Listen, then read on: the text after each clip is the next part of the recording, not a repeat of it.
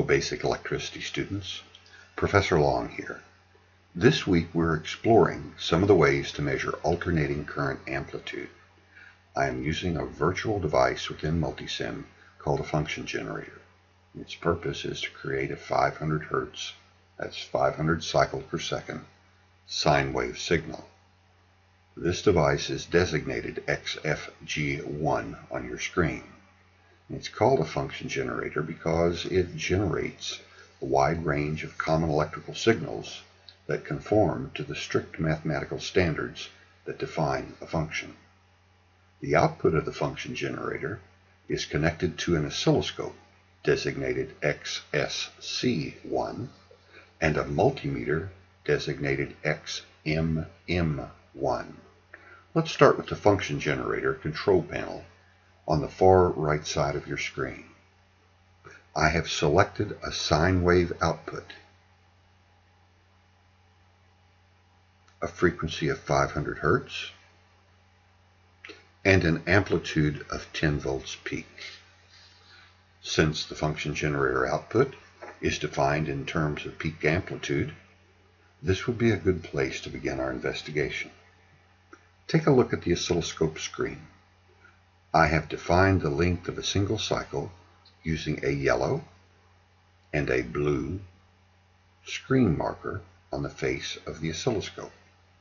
500 such sine waves are created every second by the function generator.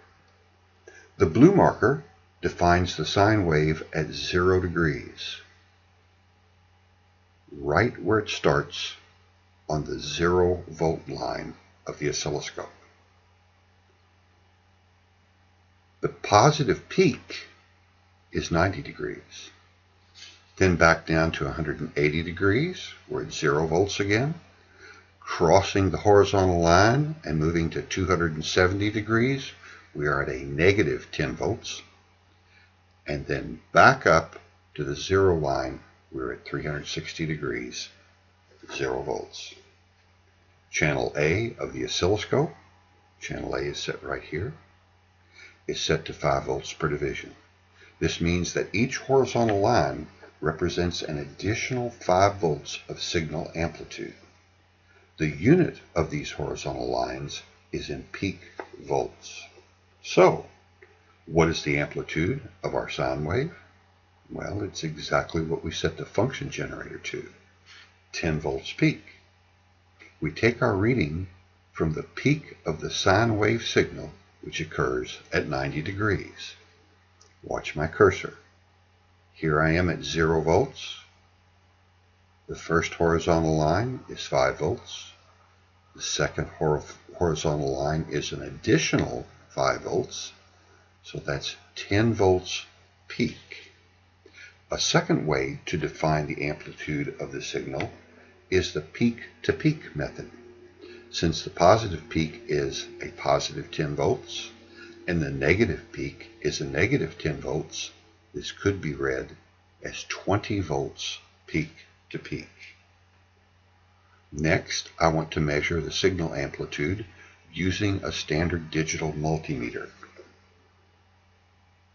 Here's the instrument and here's the instrument's readout. And notice our multimeter is reading 7.07 volts. This is because the multimeter reads in units of root mean square, or RMS. The RMS scale is an average of the function's amplitude over one cycle. Be careful though, this is not the same as a mean average. RMS is calculated a little differently. If you multiply the multimeter reading, 7.07, by the square root of 2, you can determine the peak value of the signal without using an oscilloscope. This square root of 2 thingy only works for a sine wave. Watch this reading as I change it from a sine wave to a triangular wave, and as I go from a triangular wave to a square wave. So, the square root of 2 thing only works for a sine wave. Okay, that should be quite a bit for you to chew on right now.